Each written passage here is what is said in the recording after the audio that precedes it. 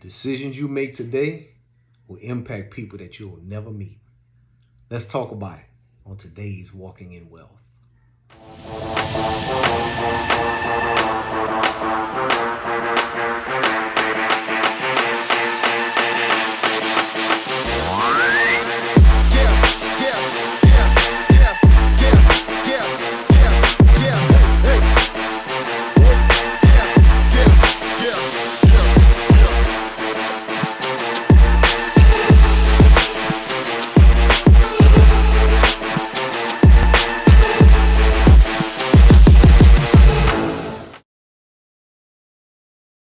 Greetings and thank you for tuning in to Walking in Wealth. I'm your host, JD Garnier, and you are listening to KKNO K75 AM and 107.1 FM radio in New Orleans, or you're tuned into the Walking in Wealth Melanomics YouTube channel.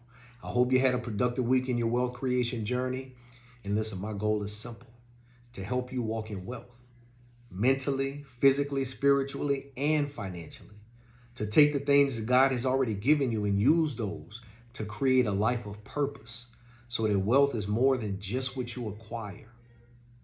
Wealth is who you become. You are the wealth, not your investments, not your real estate, not your business. You are the wealth. And before you have any of those things, you have a unique and specific set of talents, abilities, gifts, ideas, habits, disciplines, and inclinations that form the basis of everything that you do in life. And once you tap into that, you start your wealth creation journey. So I'm going to say it again. You are the wealth. Listen, first things first, if you're not following me on social media, please follow me on Instagram at Walking in Wealth, Facebook at JD Garnier Sr., and subscribe, like, and share the Melanomics Walking in Wealth YouTube channel. You can also download the Melanomics podcast on Spotify and Apple.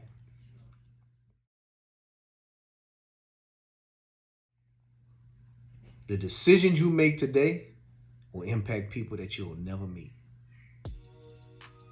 The life decisions and the financial decisions that you make today will impact people that have not been born yet. I'm talking about generational wealth. We use that term all the time, but we never really define what it means. Generational wealth. I want to leave generational wealth. Generational wealth is the transfer of value from one generation to the next. You are transferring value from one generation to the next. Not money, not necessarily wealth, but value. You're transferring three things. You're transferring value, you're transferring values, and you're transferring valuables. Your value, that's your resources.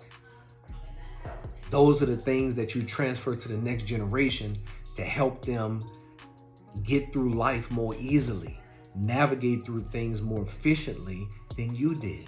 Those are the resources. That's your money. That's your land. That's your real estate. That's your retirement accounts. That's your stocks and bonds and all of your tangible assets. You leave to the next generation. That is your value. The Bible says a wise man leaves an inheritance for his children's children. That is your wealth. Yes, we want to leave tangible assets to the next generation. We want to leave resources so they can navigate through life more efficiently than I did. They can continue the family legacy. I don't want to leave them resources for them to squander and to live a luxury lifestyle and separate themselves from their culture, from their family, or from their community. I am leaving them resources to carry on the family legacy, carry on the family name, navigate through life more efficiently and more better than I did, have more opportunities than I did. Take those resources and carry things forward. That's why estate planning is so important. Because we have to protect our resources. Your stocks, your bonds, your cash, your real estate. When you leave somebody an investment portfolio, now they have liquid resources that they can take and live off of the dividends. that they can take and utilize to propel them forward. When you leave somebody retirement accounts, you leave them assets that they can use in a tax efficient way going forward, right? When you leave real estate, you leave tangible income producing assets that your family can utilize to move forward more efficiently throughout life. They don't have to start from ground zero. We all want to leave generational wealth. We all want to leave value.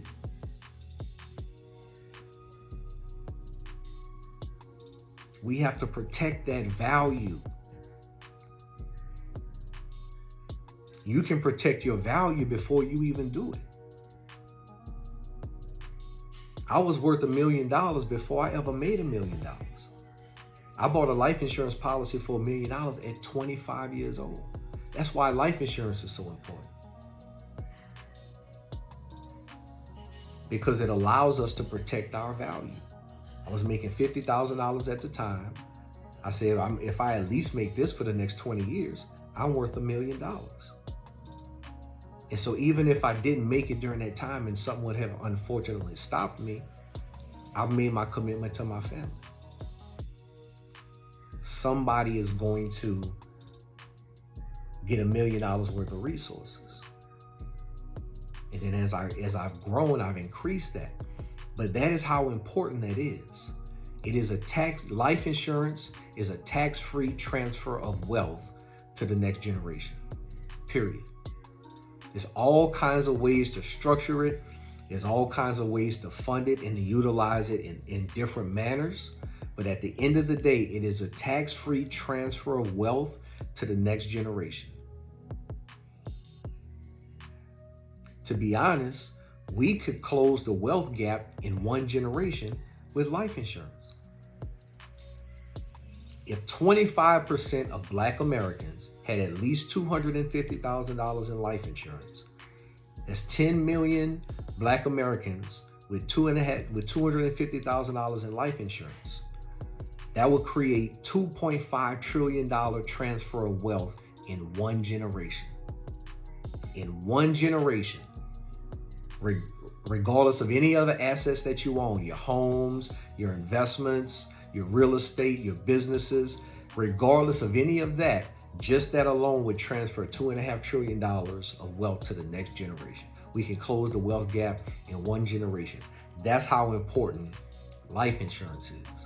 There's so many ways to utilize it, but at the end of the day, it is a tax-free transfer of wealth. But again, that's where estate planning is just so important.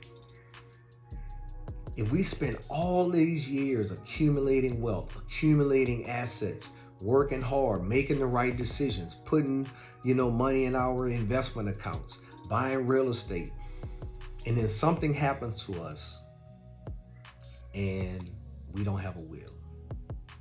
We don't have any life insurance. We don't have any estate planning set up. And nobody talks about this, but I think this affects our community tremendously, because so many times I see us die without any of those things prepared. And even if you leave your children some homes and some assets and some real estate, so many times those things get squandered. There's legal and attorney fees because you have to go through the probate process. There are many times assets have to be sold at pennies on a dollar just to create cash to pay for debts. So many things happen. It divides families because some family members feel like you wanted this, some family members feel like you wanted that. And so it divides people. When you don't have your estate planning in order, you're basically letting the state determine who gets your value. Depending, whatever state you live in, they have laws on the books that says if something happens to you, this is how the state will divide your wealth. The only say-so you have in that is having a will. If you don't have a will, the state is going to say it. I don't care what you told your woman. I don't care what you told your mama. Based on your family circumstances and family dynamics, the state that you live in dictates who gets what. And sometimes that process, depending on your wealth, can take months and years. And by the time it's all divided, it's basically nothing. I see it happen all the time. It's happened in my family. It's happened with clients that I've had. And so if we are going to be talking about generational wealth, we have to talk about protecting what we already have. We got to protect the wealth. We got to preserve it. We can't just make it and then not have our things structured properly, and then something happens to us and our next generation got to start from scratch. I see it happen all the time. I don't care if you own this much of the earth. You need to leave that to the next generation in a responsible manner. Get your will, get your estate planning done. Get your power of healthcare power of directive, get your power of attorney, get your living will. If you have more assets or your asset structure is more complicated and your family dynamics is more complicated, then you might want to consider getting a trust. A trust is a separate entity that acts as a fiduciary over the assets that it owns on behalf of the beneficiaries that it's going to benefit. So if you have assets in a trust, the trust owns those assets. The trustee whom you designate is in control of those assets for the benefit of whoever you name. And so you can structure it all kinds of ways to benefit yourself, to benefit your children, to benefit charities, and you get the income, for it to benefit you and the charity gets the income. There's so many different ways to structure trusts to benefit yourself, your family in a tax efficient way and protect your wealth for generations.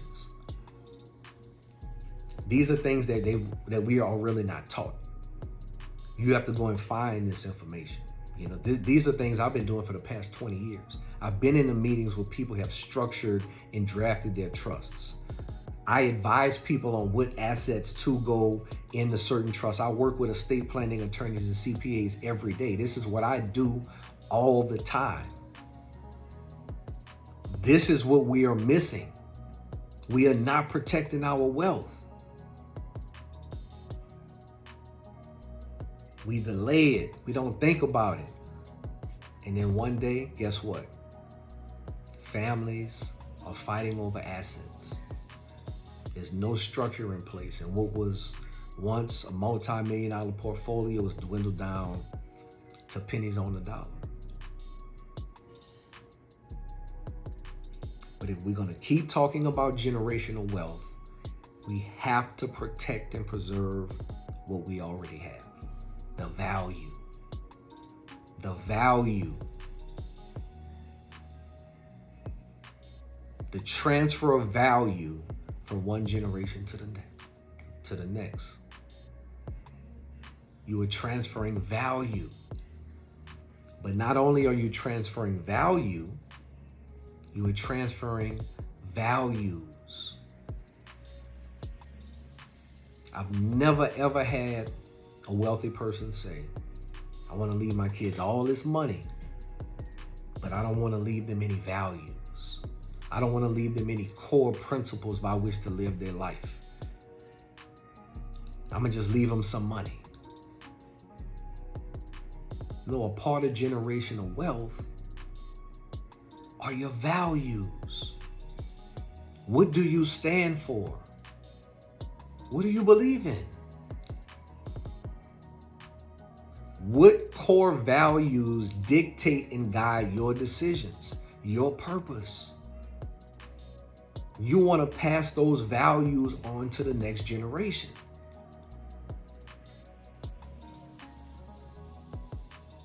See, the value is the resources, but the values is the wisdom.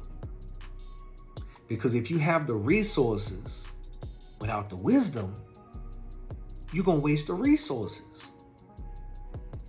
Just like if you have the wisdom, but you don't accumulate the resources, you're wasting the wisdom. So they are connected. And so When we leave value, we also want to leave values, principles by which to live, trust, integrity, hard work, discipline,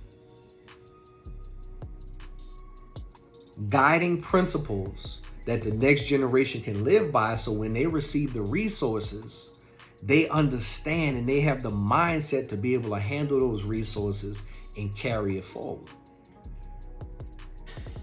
Because if you leave a fool $1 million, what's going to happen to the $1 million? And so you want to leave, in addition to the value, you want to leave values. You want to leave the wisdom. That's what's going to help them deal with it. That's going to help them handle it. That's going to connect them to you because you've taught them. You're not only given to them, you've taught them. The values. I spend a lot of time with my children making sure that they understand how we got to where we are. That they appreciate the value that they have. That they have values on how to live to get this, and that it is not given to them. To me, that's more important than anything that I can buy them. I can buy my kids whatever I want to. But the wisdom that I impart into them is more valuable than any of that. And so not only are you leaving value, not only are you leaving values, but the last thing that you're leaving when you're leaving generational wealth are the valuables. The valuables are the things that money can't buy. The valuables are the things that are priceless. The time, the love, the words of encouragement, the memories, the stories, the support. We can leave our kids all these tangible things, but if we cannot leave them the priceless memories, the things that are going to comfort them when money is not enough, then what's the point? Our families, the families in our community in the past few generations have become separated. We're detached from one another. We go years without talking to one another. We're disrespectful. That detachment separates us from ourselves.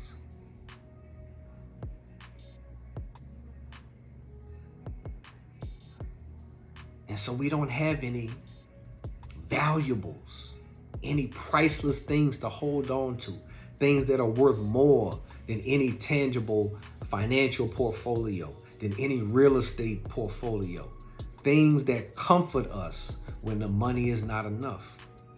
We don't have any of that in our community anymore. All we're talking about are the tangibles. It's the bank account, the assets, the luxury goods and items that we like to flaunt to one another. We've made those things the important, and we've forgotten about the value, and we've forgotten about the valuables. The things that money cannot buy. That time that you spend with your children, that time that you spend with your parents, that time y'all was on the back porch just telling stories, just falling out laughing. That time y'all went halfway around the world and got stuck in the airport. That time you got in trouble at school and your parents had to come and get you. Those are the things that matter. We're so focused on this superficial society where we concentrating solely on the financial, the numerical, the quantitative value of everybody. And we're forgetting about the things that are most important, which is why we're suffering from depression, why we don't communicate with one another, why we feel like we don't need one another based on that quantitative numerical value. And it's driving the world crazy. It's simple, man. Generational wealth is the transfer of value to the next generation. We are giving them everything that we have of value so that they can take it and carry the world forward. So we're giving them our resources, our stocks, our bonds, our portfolios, our businesses, our land, our real estate. We're giving them our resources. Take this and carry the name forward. But we're also giving them our wisdom. This is how you manage, cultivate, and direct these resources. This is how you navigate through life. This is how you do it. We're giving them values, guiding principles by which to live their life. And the last thing that we're giving them are the valuables, the priceless memories that money can't buy. The things that are going to comfort you when the money is not enough. The love, the connection, the memories. Everybody needs somebody to depend on. A lot of us don't have anybody. And so we got to get back to creating the valuables. And if we can do that, we can close the wealth gap, I have no doubt. But it's on us. Because the decisions you make today will impact people that you will never meet. The life decisions and the financial decisions that you make today will affect people that haven't even been born. Generational wealth.